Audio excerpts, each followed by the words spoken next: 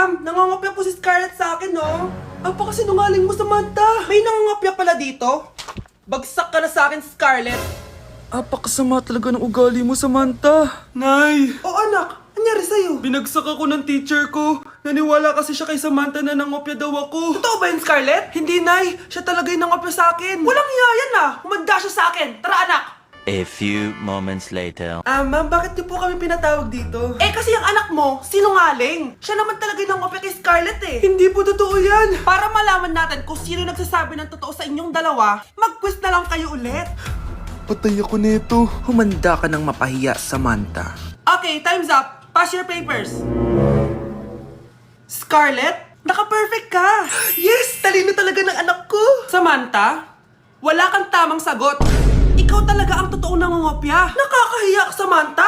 Humanda ka sa akin sa bahay. Tara! Huwag po, Nay.